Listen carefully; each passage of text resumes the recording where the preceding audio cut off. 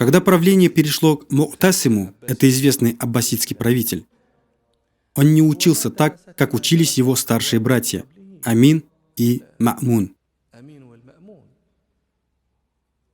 Он оставил уроки, оставил школу. Почему? Потому что она вызывала неприязнь у него. Как-то раз его отец Харун ар-Рашид спросил у него: «Где твой друг?»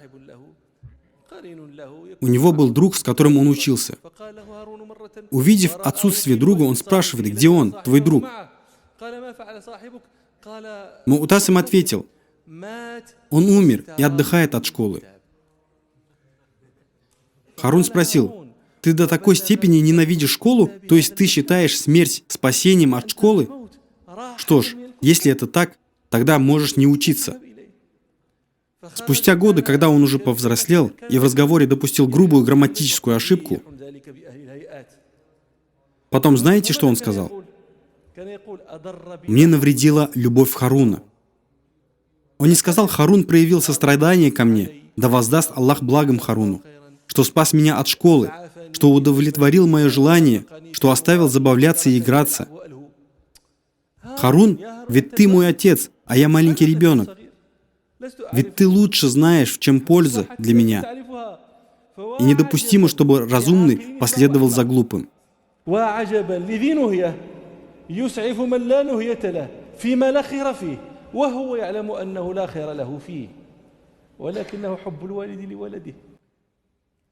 И после этого он повторял, что ему навредила любовь Харуна.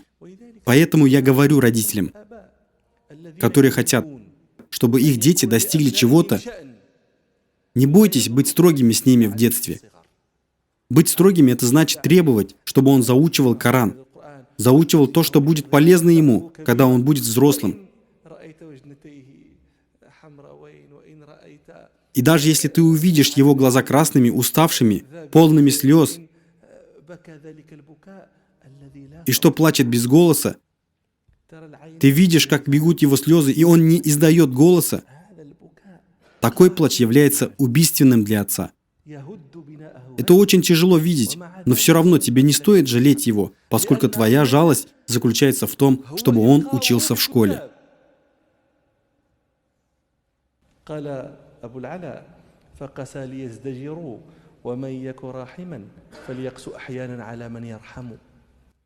строгость всего лишь то, что он видит внешне от тебя, тогда как на самом деле это твоя строгость, сострадание к нему. Я не помню, рассказывал вам эту историю или нет. У одного человека была дочь. Он хотел, чтобы она выучила Коран наизусть. И каждый раз, когда он забирал ее со школы, она училась в 3-4 классе, он отводил ее на уроки Корана. Девочка не понимала, почему ее отец так мучает. Все ее подруги возвращались со школы, шли играть, развлекаться, а ее отец отводил ее, где она заучивала, слушала. Как-то раз девочка обратилась к отцу: «Папа, почему ты так поступаешь со мной? Я разве не твоя дочь? Ты разве не любишь меня? Почему же ты меня подвергаешь таким страданиям? Родители моих подружек не поступают так со своими детьми». Эти сказанные слова дочери задели отца. Но Аллах дал ему силы, и он, несмотря на эту боль, смог противостоять этим душевным чувствам. Девочка продолжала посещать уроки и в итоге выучила весь Коран наизусть. Спустя некоторые годы, когда она училась в старших классах, когда училась с этими же подружками, с которыми училась раньше, отец, обращаясь к дочери, сказал: «Доченька, а помнишь, ты, будучи маленькой девочкой, противилась и говорила: почему ты так поступаешь со мной? Как ты думаешь, если бы я тогда послушал тебя, это было бы лучше для тебя?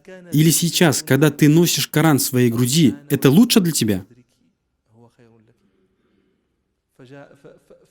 Девочка ответила: «Да воздаст тебя Аллах благом. Какой же ты прекрасный отец! Как мне отблагодарить тебя?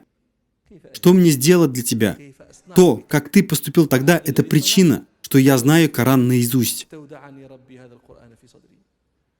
Отец сказал: посмотри на подружек. Они такие же, как и ты. Вы одного возраста, учитесь вместе, однако они не знают Коран наизусть. А ты знаешь. Помнишь свою усталость? Сможешь вспомнить свои страдания, мучения, трудности и слабость? Ты уже не сможешь вспомнить ничего из этого. Сейчас ты только можешь чувствовать эту большую милость Аллаха, которую носишь в своей груди. Поэтому Тасим сказал: мне навредила любовь Харуна. А сколько сегодня детей, которых губит любовь их родителей, поскольку они оставляют их? فبأي آلاء ربكما تكذبان